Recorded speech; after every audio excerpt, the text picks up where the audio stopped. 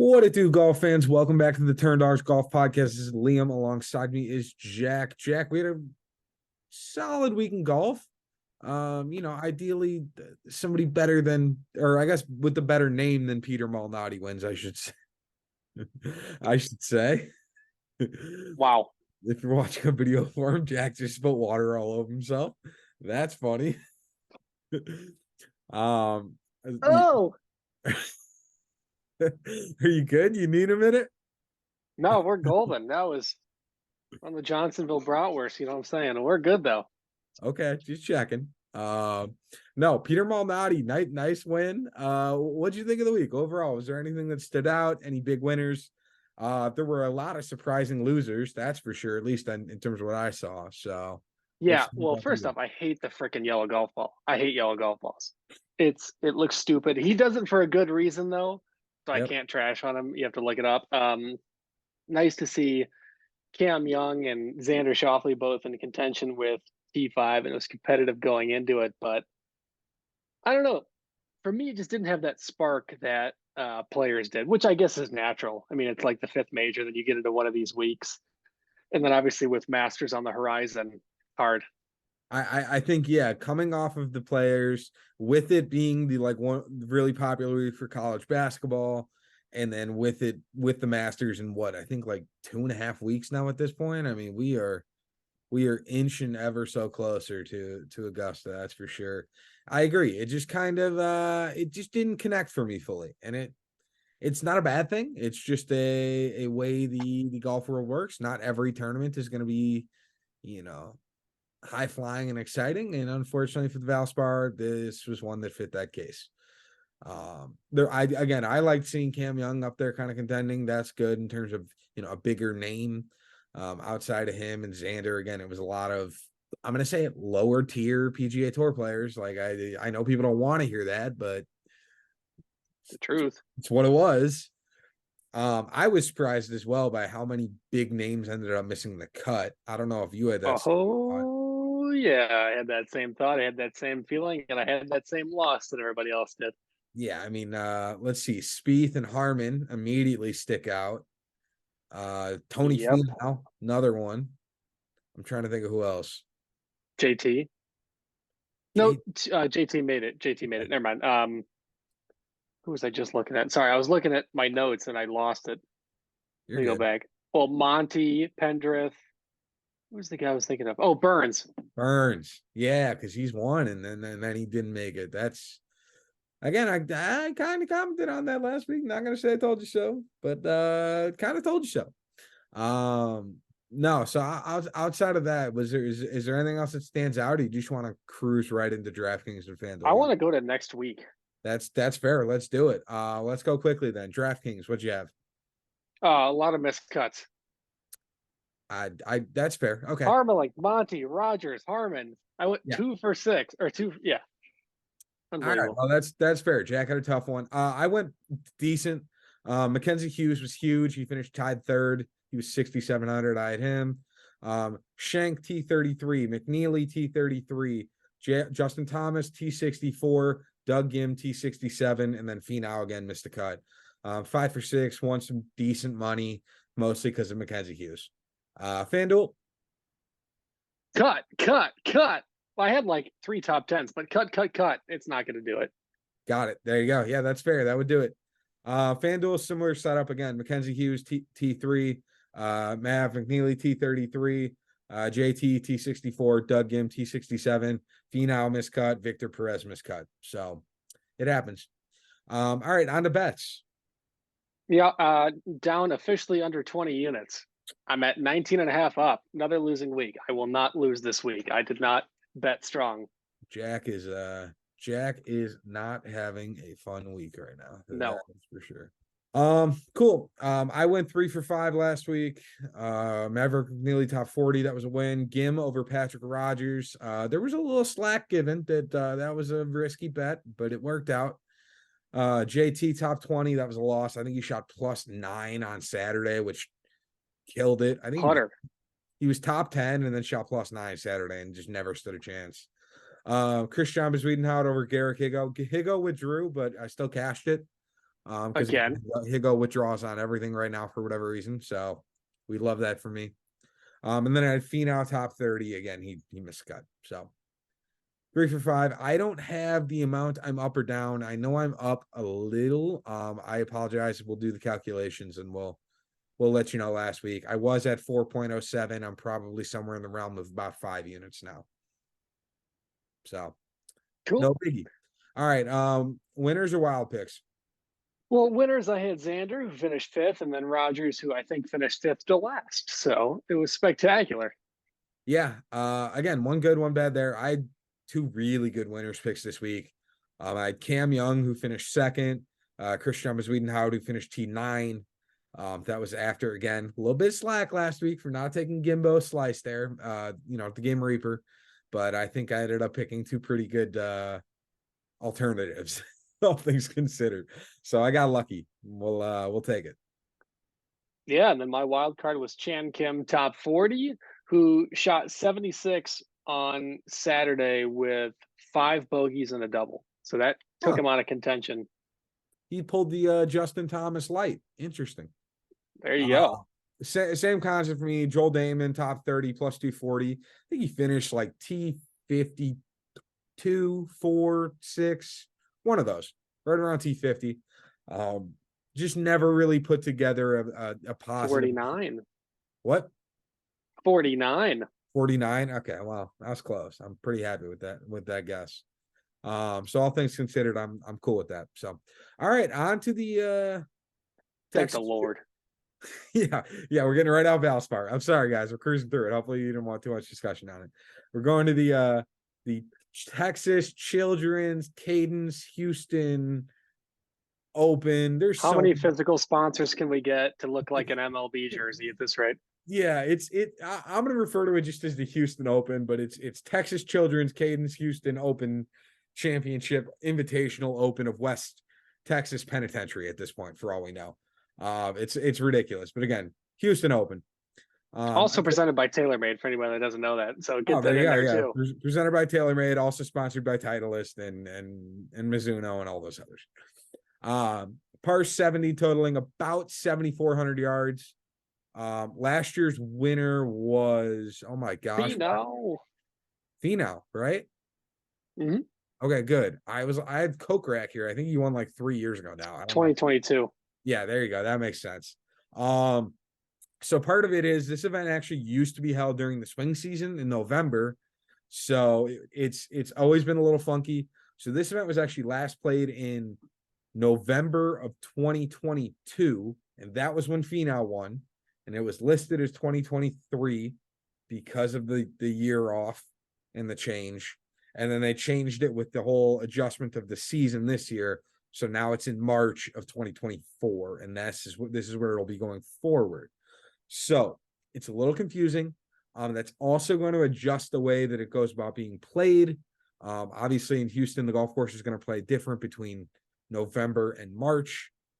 It's just going to cause some extra headaches. So keep that in mind when you end up going through all of your information this week, especially when it comes to like the course histories of the world.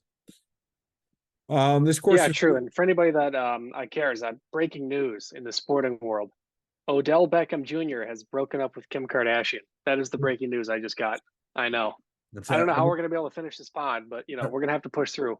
Everyone shed a tear for OBJ. He's missing out. No, as far as Houston goes, this course was redesigned in 2019 under Brooks Koepka's help. They added in a bunch of valleys and like ravine areas, which just causes more problems. But they got rid of a bunch of bunkers, which actually kind of opens up other aspects of this course. Driving accuracy is basically not important here at all. This is you can actually play this course like as a public course. I want to say the green fees were in the realm of like $75, which is not bad for a public course that's on a PGA Tour, which is crazy. So again, it's playing a little differently in the sense that it's not going to be the hardest course of all time. It'll still play, slightly difficult, but there's going to be a little bit more forgiveness as far as like missing fairways, I guess, for driving accuracy is the best way to describe it. Cool. Outside of that, Iron play is going to be important here. Off distance off the tee isn't necessarily a bad thing. Guys that hit the ball a little farther are always good plays here. And then again, if you're a good putter, it's great, but it's not going to break the bank here. Done. All right, into DraftKings we go. Yeah, let's loop the first ever 13K range and the 10K range together. Scottie Scheffler, Wyndham Clark, Sahith Theegala, and Willie Z. Yeah, I did a little research. The only time anybody's ever been above 13K is during the Open, when they did a bunch of adjusted pricing, but that had like 2 or 3 guys above 13K, and then it had guys all the way down to I think 4,500. So it did. Dang. Yeah, it was I think they were doing some adjustments there on FanDuel and DraftKings that week, and they were doing some tests. But this is the first time in like a standard tournament till you get to Tiger, till you get to the Tiger dominance of the world. But even To the what? Tiger dominance of the world. Tiger. But even then, sports betting wasn't really as prevalent at that point in time. Scottie Scheffler is gonna, again, he's super expensive, but he's worth it, in my opinion. Shout out to Kyle Porter, who actually sent out a tweet about it. In 51 starts, he has 9 wins, 3 missed cuts, 31 top 10s, 22 top 3s, 5 major top 10s, and 123 rounds in the 60s. He's also got 510 rounds under par, which is ungodly. It's pretty good. This is the closest thing we've had probably since Tiger when he was in his dominance. So being 13K, you might not like it, but I think it's a valid price point. And if you can get to it, go for it. But I understand he is about 12K more than the next guy. If you don't want to go with Scottie, I don't hate Sahith Theegala. He's got 3 top 10s in his last 4 starts and 4 top 20s in his last 5 starts. He's great off the tee, and his biggest penalty is his accuracy, which again, he can kind of get away with here. He's actually also a resident in Houston now. So you could argue this is like a hometown style course for him, which again doesn't mean everything, but sometimes I like looking into that. If guys are used to those conditions, that it means good things for them. Yeah, I always try to take a look for the outlier. I think Scottie is one of those confusing cases because you can always make the case to take him. There's never going to be a case that we can't take him. Yep. $2,100 more than a guy who's basically won within the last calendar month is crazy. Because here's the reality of it. At 13K, basically you got to get a top 5. Anything other than that is a fail. So the reality in DFS is this. If he does good, like if he wins or top 5, whatever the case is, top 10 at worst, which is like minus 250 on sports books, it's like not even worth betting. Here's the reality of it. You just met expectations. If he finishes like 14th or worse, then you just lost $2,100 from Wyndham Clark in terms of DFS. Well, that's assuming Wyndham Clark finishes top 10, which is also a big question. No, I'm saying in terms of the spread out through the rest of the lineup. Yeah. I mean, Scottie Scheffler's top 5 odds on sportsbooks right now are like minus 140. Like, yeah, it's crazy. The only way to get positive odds on Scottie Scheffler is to bet him top 3, which is disgusting. And the scary part is it's not the worst bet on all of sports betting. Yeah, it's just the dumbest thing ever to say. But to think about that, to just put that in perspective, that would hit 3 of the last 4 tournaments he's played in. Yeah, which makes sense. So again, it's an expensive price. It's risky. I don't hate the risk personally. Yeah, I could see it either way. I'm hit or miss. I'm torn because of the guys like Wyndham Clark who have won and have had multiple runner-ups in the same time. Poor Wyndham Clark, man. He's going through it. He's right on everybody's coattail. Sahith Theegala is really good. Zalatoris is a little sneaky for me. Coming into the Players, he had 13 runner-up, 4th, and then like 114th. I'm not saying that's the end-all be-all. Obviously, he's a Texas native as well.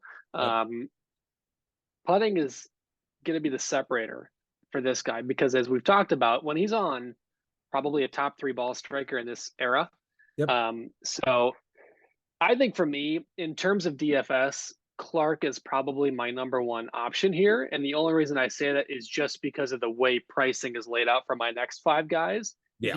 If you can get Scottie and you can get five guys that you go, I can make it work. I think I can make this work, then you're okay. But if you can get Clark in, that's taking your second guy from like 7,500 to 9,000. Yeah. I mean, I got around it a different way, but I don't recommend everybody do it the way I did it. But no, I understand Wyndham Clark. I still think I would go Scottie one, even with the $2,100 price increase. I might go Sahith two. It's tempting. This is the kind of course I think would fit him well. I'd probably go Wyndham three and then Zalatoris four.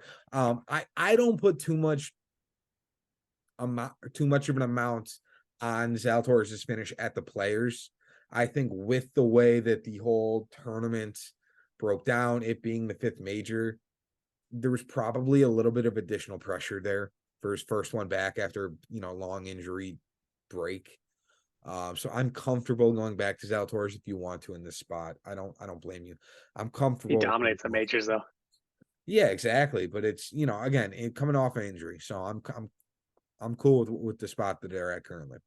So, all right, into the 9K range we go. Yeah, it's interesting to me that they put Finau below Zalatoris. I'll save my comments for another day, especially being a former winner. And he said preface, one bad event, not saying he hasn't had not great events, but one bad event for Tony Finau, I think is a little bit outrageous. I think him and Zalatoris should be flipped. Conversation for another time, but it's Tom Hoagie, the GOAT Keith Mitchell, Alex Noren, J-Day, Siwoo Kim, and Tony Finau. Yeah, there's some interesting ones in here. I mean, I'll start with Finau because you kind of talked on it. His price seems funky. If you look at course history, Tony Finau is the guy this week. Now, again, I think with the seasonal change of this tournament, it's going to be a little different this year. Tony Finau has actually also lost strokes off the tee in 2 straight tournaments, which he does like once every 5 years. It's not a common Tony Finau thing to lose strokes off the tee. It gives me a little bit of hesitation this week. But again, this is the kind of tournament that Tony Finau could still play well in, so I don't blame going to him at 9,900. I think he's kind of in a weird price, all things considered, because there's good guys below him, I think, that are quite similar. And then I also think if you get somebody like a Scottie, it's nearly impossible to also get Tony Finau. So he's in a little bit of a strange area. Same with Zalatoris, honestly. So that's my hesitancy on Finau. Jason Day, he plays best in the state of Texas. He won in Texas last year. He's got the best strokes gain metrics of anybody in the field in the state of Texas, not named Scottie Scheffler. So it's, again, good company. Does he have the current accolades of like all these current top 20 finishes? Not really, but he is. If you look at his DraftKings, he's 6 for 7 on Make the Cut. He's got 3 top 10s. So it's not as bad as it looks. I kind of like going to Jason Day this week. I think that there's a little bit of a sneak play on there. I don't feel like he's going to gain a ton of attention from the casual fans. Keith The Mitchell problem with Jason Day, which I think you'll agree with me on, is once he gets back on everybody's radar, that's when he falls drastically off. I don't think he's on anybody's radar right now, which is why it's kind of nice.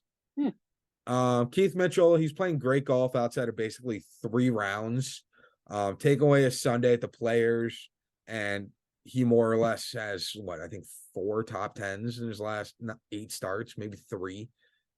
So he's got plenty of distance. And again, this is actually a home style type course for Mitchell.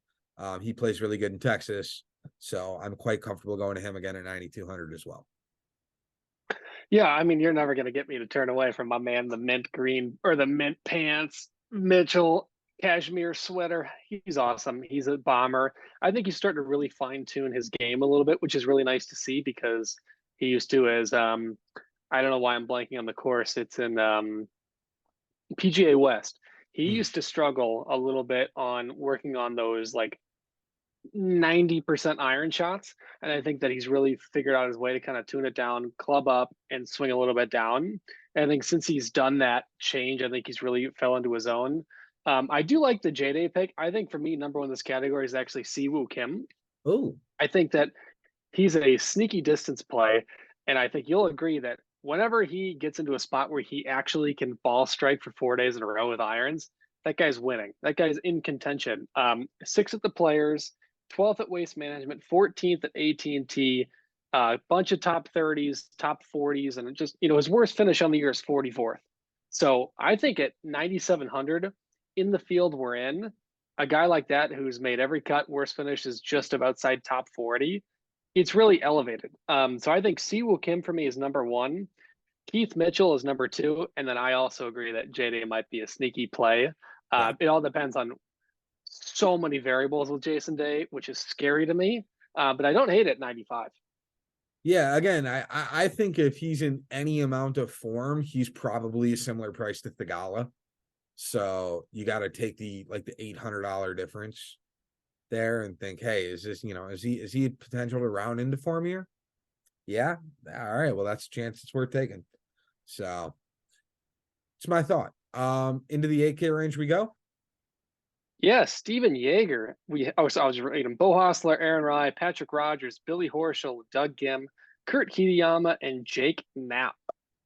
Yeah, there's a lot of interesting people in this range, that's for sure. Doug Gim did snap his streak of straight top tens, which is unfortunate. Again, he still made the cut, he still played solidly, but he just didn't play Doug Gim levels of excellence. I will talk about Bo Hostler. The course history here for him is very sporadic. He was a UT guy. He was based out of Austin. Up until 2 years ago, he had spectacular history on this course. He's missed his last two cuts here. He gives off kind of like boom bust vibes, kind of Cam Young style this week, just based on the course layout for him. He fits a lot of the metrics. It makes sense. But again, it's that weird, history combined with, is it all going to, connect for him this week in Houston? Yeah, I'm not looking too much into Bo Hostler. I think that the two guys that I think stand out are Kurt Kitayama and Jake Knapp. I think for me, Jake Knapp has had two okay finishes since his win. Or excuse me, yeah, because he went third at Farmers, 28 Waste Management, win, and then fourth at, I'm not calling it Cognizant, fourth, and then he had 57th at API and 45th at the Players, which that guy basically went from, no offense to the Mexico Open, it's not, it's not the Players. He went from that to two high profile events back to back. Yep. I think this is going to come back to reality a little bit where he goes, okay, field drop down a little bit. I can kind of let it fly. I'm okay here. And I think Kurt Kitayama is a little bit of a needle in the haystack here, but he's been really consistent this year. He's only had one missed cut, and it was on the number. Outside of that, he's got 29, 24, 8, and 19 finishes. I think if his irons, I know we've said that every single time, because basically as long as you can make contact with your driver, you'll put yourself in play on this course. It's all going to come down to approach. And I think Kitayama, as he's proven over the last 2 years that we've been watching him on the tour, when his irons are on, man, he's good. And at 8,100, it's worth it. I feel like you took two opposite ends of the spectrum. You took a boom bust play in Jake Knapp, and then you took a safety squeeze in Kurt Kitayama, and you're like, yeah, between these two, one of them will do good. One of them will do good, yeah. So interesting. Okay. All right. So I guess for you it'd be Kitayama, Knapp, and then some like Yeager or somebody else probably in your top three. Just because if I were to say so, I think this course could serve a guy like Aaron Rai, who's had a really sneaky trip of like 3 of his last 4 starts are top 40 and like 4 of his last 6. The only bad event he's had was basically Valspar, and that does not serve a guy that's going for green and regulation every single time. Yeah. This event also doesn't get to like 20 under. Probably going to go between like 12 and 15.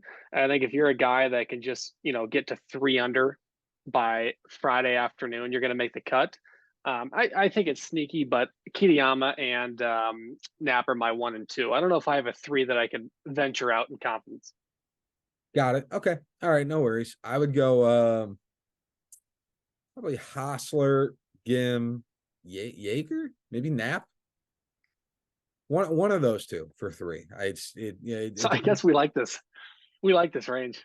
Yeah, exactly. There's some options there for sure. All right, into the 7K range we go. We're starting with Thornbjorn Olsen at 7,900, all the way down to Victor Perez at 7,000. How many times can I look at Thornbjorn Olsen's name, bet him, and he just like, this is going to be the event. I'm not going to bet him. This is going to be the event that he wins. Anyway, how is Taylor Moore still 7,600? It doesn't make sense. It doesn't make sense. Because his name might as well be John Smith. It's so nondescript that I think people just like look it over.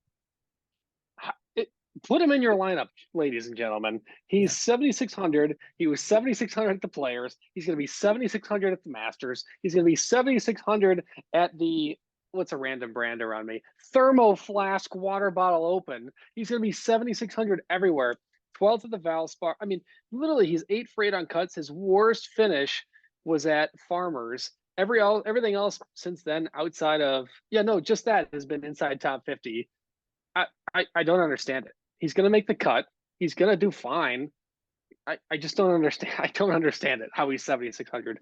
You cannot tell me, no offense to Ben Griffin, you cannot tell me that he's above Taylor Moore. Well, they're the same price, but yes, I get it. No, he probably should have been a little higher. I mean, I'll talk about it. He should have been higher than Cam Davis.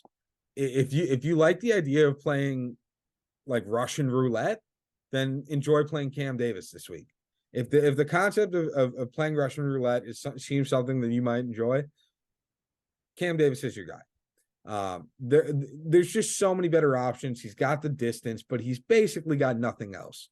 And his form is one high, one low. You just never know what's coming up. So it is truly a what am I getting this week kind of a situation with him. He doesn't play well here either. Not that it really matters all that much, but I would just avoid Cam Davis like the plague. Mackenzie Hughes, he just came off that T3 last week. He's played well here in the past, T16, T29, T7, T55, and then missed a cut in 2019. I'm okay with that. He can miss a cut, 5-6 years ago at this point. And again, he's playing really well. He's got solid approach play and really good putting. These last really 2 weeks specifically, but these last few weeks in general. So he's a decent option at 7,800. And then do I start to get farther into the other ranges? I do. I have Mark Hubbard I can talk about. I mean, Mark Hubbard is 8 for 8 on cuts on the year. He basically makes the cut and then goes, I think I'm going to stop playing golf. Like he's had on, let me just count it up, on Saturday and Sunday, 1, 2, 3, 4, 5, 6, 7 rounds in the 60s in 15 attempts. So all he has to do is make the cut. And again, my range is 7,500 and down. Make the cut. I'm happy. 8 for 8 on cuts. I take that chance at 7K all day. Yeah, I mean, if you want guys that just have big driving distance and have the chance to hit the ball really far off the tee, you got Bhatia and Thomas Dietrich. Now Thomas Dietrich is like Russian roulette in and of itself as well. Recently, the way he's been playing, so that's a risk. And then Bhatia, he's better, but he's still kind of risky in terms of that upside. You don't. Yeah, this is not close enough to the ocean to play Bhatia for me. There you go. That's the rule. Yeah. So that's the okay. Would you play like Daniel Berger? Because again, he's 7,200. He's pretty cheap. Not after what I've seen of him. That's fair. Now, if you would have like theoretically name wise, absolutely at 7,200. But what we've seen out of him outside like the first 2 weeks, it's been like, what happened? Did you get re-injured? Go back to physical therapy. Well, and that's my thought on Berger and Ryan Fox. They're right next to each other in terms of price. Right now, they're on my do not touch list. It's the I am not betting you. I am not putting you in any lineups until I see consistency or any form of consistency. And neither of them have been able to show that recently, at least Berger post-injury, Foxy for the last year in general on tour. And that's something I want to see first.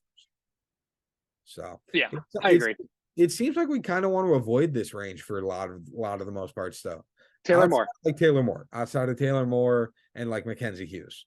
All right. I agree. I like Hubbard too. So those are our top 3. Yeah, that's an easy top three. But again, I'm very comfortable missing this range entirely, which is interesting if you want, let's say a Scottie Scheffler. All right, into the 6K range we go. We're starting with Sam Ryder, 6,900, all the way down to Garrick Higo at 6,000. Hey, he's currently in the field. Oh, yeah, he's currently in the field. Yeah, the defense has not started yet. No, it's an interesting one because you have guys like Peter Malnati who just won. You have Yep. guys in Chandler Phillips, third place, Yep. and you have guys like just Cameron Champ that just randomly go for. This range confuses the heck out of me. The one guy I like is Mattai Schmid. Really quiet last 3 weeks, two top 20s, including a top 10 and a 26. This guy went from the worst golfer on tour. I don't know if he switched vendors. I don't know if he switched brands. I don't know if he switched hat. I don't know what the heck he did. But basically, since Cognizant, hurts to say, 10, 25, and 17. And if you take a look at the rounds, I mean, Valspar 70, 71 making the cut, Player 68, 68, and then Puerto Rico Open 67, 65. That's going to make the cut here. I'm okay with it. Just make the cut. I don't care what happens after that. Make the cut and call it a day. Yeah, that's fair. As far as some other guys that stick out to me, Andrew Novak, he's got 4 top 10 finishes in his last 5 starts. Approach play is spectacular for him.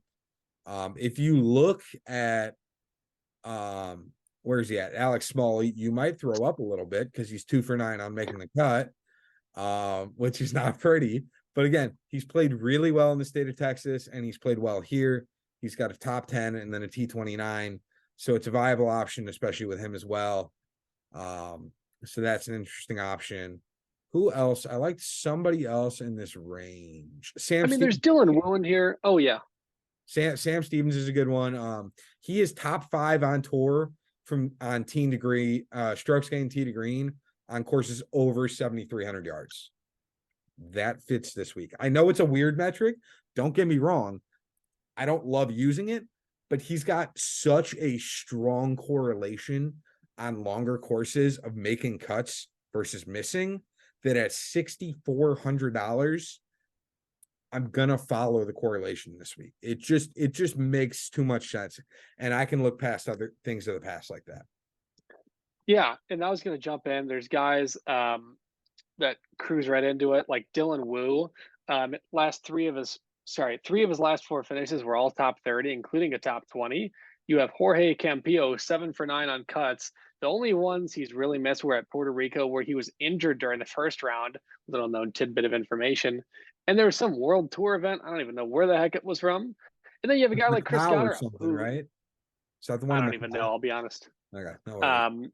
And then Chris Goddard is in that same range.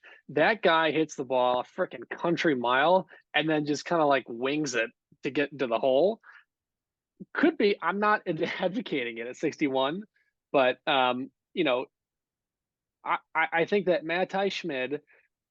Obviously, I'm going to go for my guy Stu all the way. But Dylan Wu and Jorge Campillo are the only guys that I'm like, you could do this. You Yeah, could get away with that. I think Bud Cauley is interesting. Just because he hasn't played on tour since basically 2020. There's just Yeah, you not just got to get to the weekend. well, and the interesting part is Texas based. He played here in 2019 and 2020. He finished T9 and T18. He's made 2 of 3 cuts so far to start the year, and his only missed cut was the Players, where he missed the cut on the number. So for $6,200, I mean, he's in the realm of Goddard, who you don't know what you're getting. Woodland, you don't know what you're getting. Michael Kim, you don't know what you're getting. Like Chan Kim, maybe. Stu, beef stew. You getting anything out of Stewie?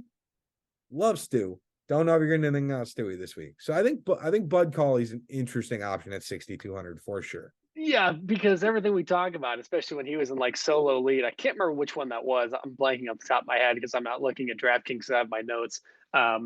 He just basically fell off on the weekend. All you gotta do is make the cut, and Liam's happy.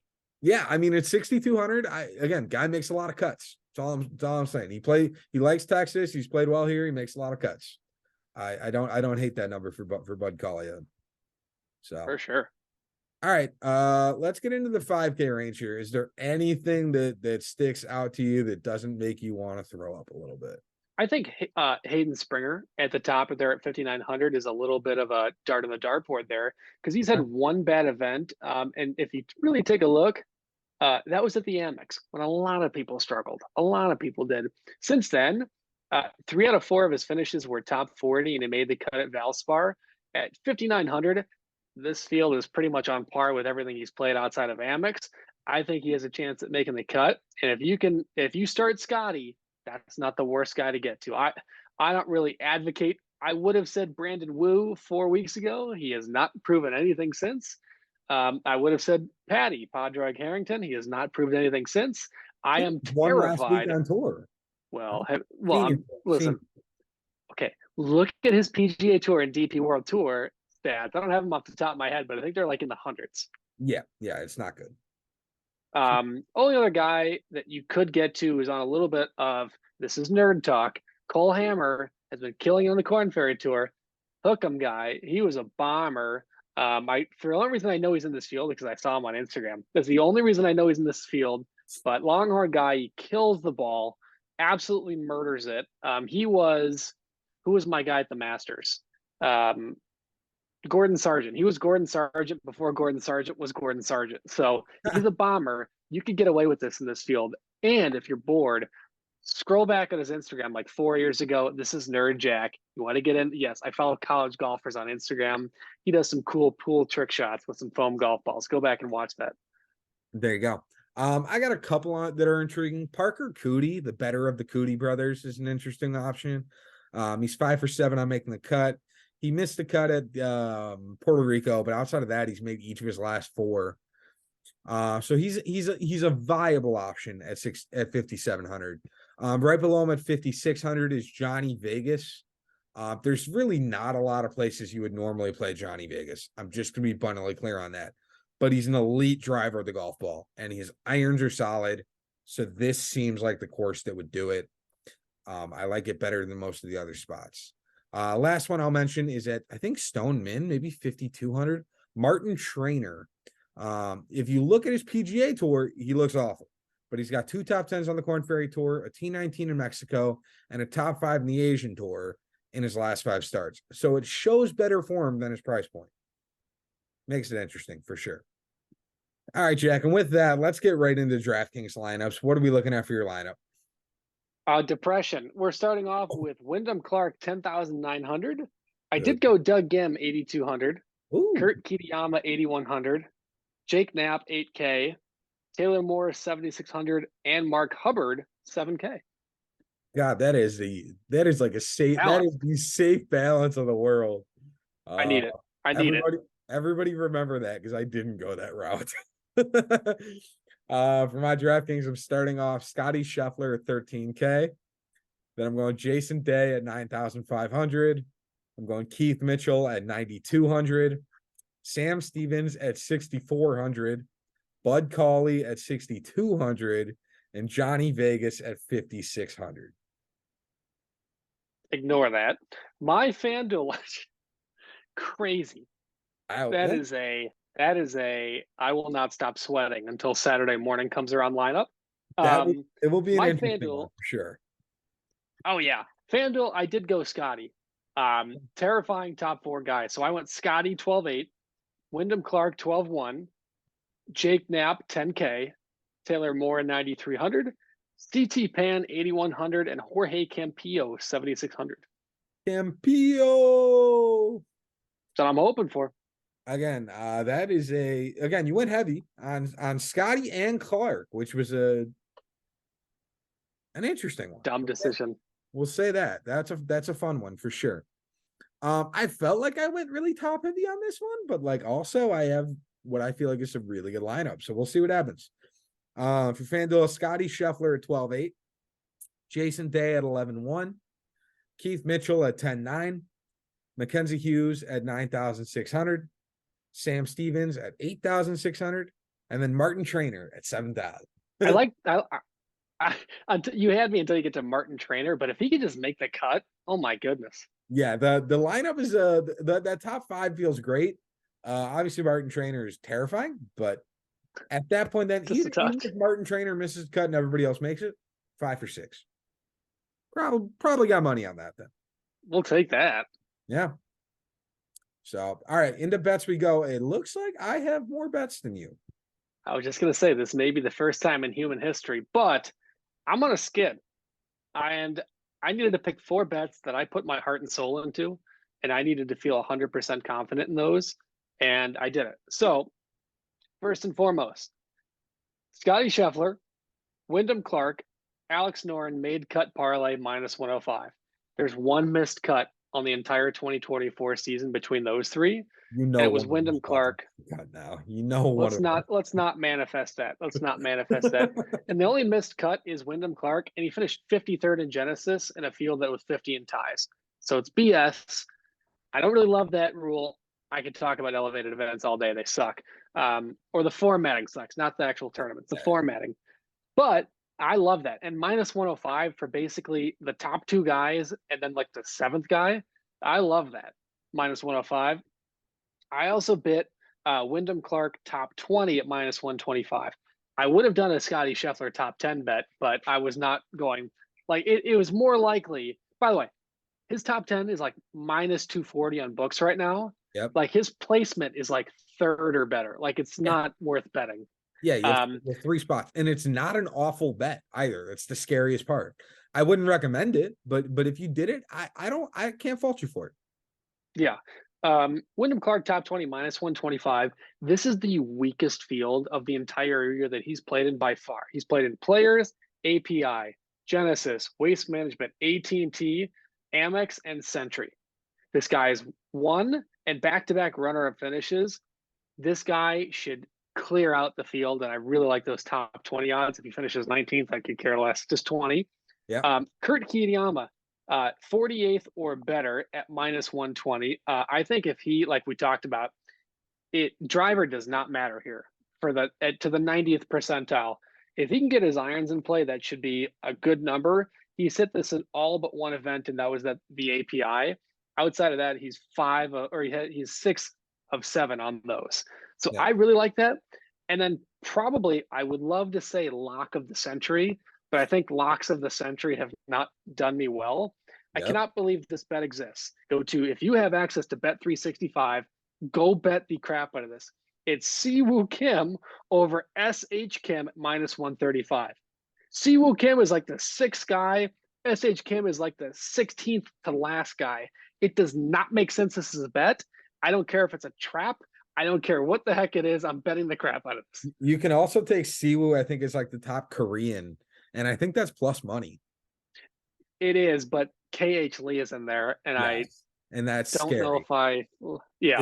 I'd rather take the 20. Is one of those like, oh, I'm gonna randomly come out of nowhere and finish top 10. Thanks. Exactly. So that's why it's plus money. But yeah, that exactly. I can see either. You definitely took probably the safer of the 2 options. But again, it all depends on basically KH Lee at that point. So fair play. Hopefully this week you go 4 for 4, you make all your money back. Golf betting's easy again. That's what I'm hoping for. As far as my bets go, I have 5 this week. So I have more than Jack. Just everybody remember this for the future when he, gives me grief for not having that many bets. I have some interesting ones. First one's Andrew Novak, top 40, +135. Again, he's got enough top 10s recently that I probably could have gone 20, 30, or 40, but I'll take the lowest number at still positive odds. Second one, again, is Bud Cauley, top 40, +175. This is admittedly the riskiest play of my 5 bets. +175 is nerve-wracking, but again, he plays good in Texas, and he's played well here in the past. It's really what I'm relying on. Sam Stevens, top 40, is +180. That number seems off. I don't know why Sam Stevens' odds are worse than Bud Cauley's and Andrew Novak's, but he's been playing pretty well recently, and he plays well on these courses, so I'm going back to it. Then give me Johnny Vegas over Alejandro Tosti. Alejandro Tosti can't make cuts on the Korn Ferry Tour right now. So basically, Johnny Vegas needs to finish outside of bottom 20, and I think I have a decent chance at that bet. And then my last one is Bo Hostler, top 40 at -115. So that one is my I guess my safety of the five options outside of Vegas over Toasty. I like it. I I worry for your sake that you went a little too positive on the plus 180, plus 175, plus 135. But Yeah. if one of Stevens or Colley hits, you're doing just fine. Yeah, if Stevens and Colley hits, and then I get like Johnny Vegas over Toasty and Bo Hostler hits, like if I go 3 for 5 this week and hit one of the Bud Colley and Sam Stevens, I'm in good shape. So we'll see. We'll see what Awesome. happens on that one. All right, into the winners or into the wild pick?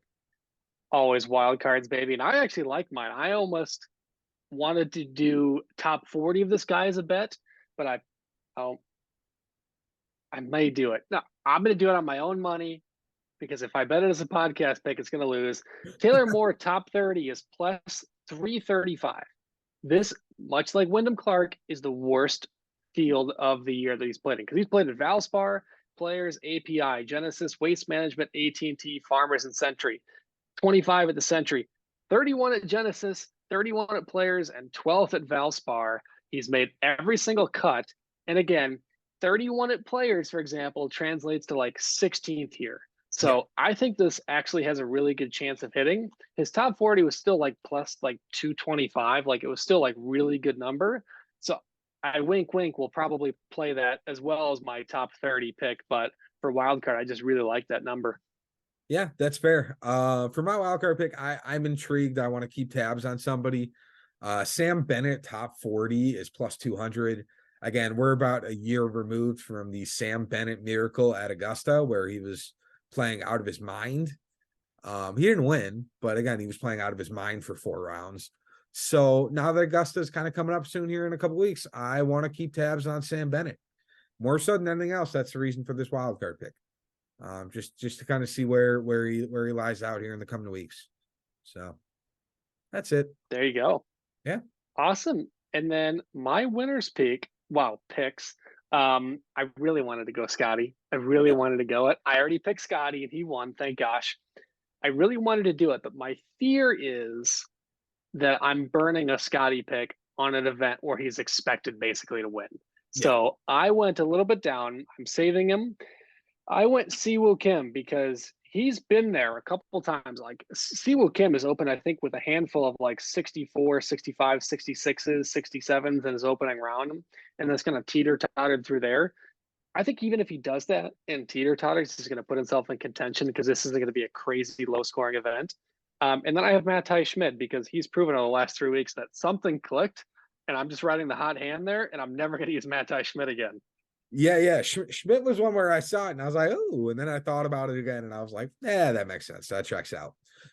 For my winners picks, I took 2 guys that I really like in the state of Texas. That was basically my thought process. I was like, hey, you know what? I'd probably use them at some point in Texas. This week seems like a good week to do it.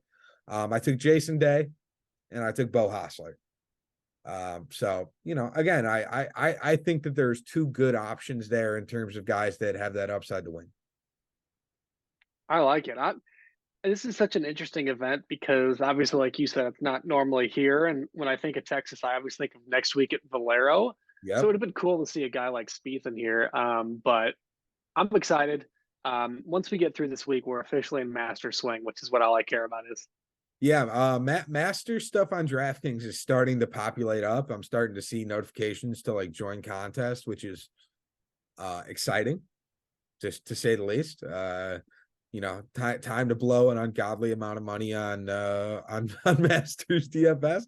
And if you're a part of that crew, then welcome. We are the president and the vice president, respectfully, of that crew. Don't come Masters week. So we understand where you're coming from. But no, that is the Houston Cadence Bank Open Championship Invitational Tournament of West Texas Penitentiary. Enjoy this week. Again, if there's any weeks to kind of hold off in betting, maybe save some additional money for the Masters, I think this is probably a good week to do it. Would you probably agree with that, Jack? This is probably a good week to maybe do a bet or 2 less, save some money for the Masters. Yeah, the reality of it is I'm doing the same exact thing I did last year with whatever unit's up and a solid number. That's going to be the number of bets I had for the Masters. Last year, I think we were at 27 Yep. 27. I'm falling a little bit. I'd like to be at 20 by the time Masters comes around, and I think these bets will get me there. There you go. Yeah, that's a dream. I mean, I'd love to be at like 7 or 8 personally, but I don't know how that'll work. I don't know. Again, this week with all these plus numbers, if they all hit, I think I got a good chance. But if none of them hit, then boy, am I in trouble. So no, we'll leave you at that. Good luck betting this week in Houston, and we will see you next week at Valero. Peace. Deuces.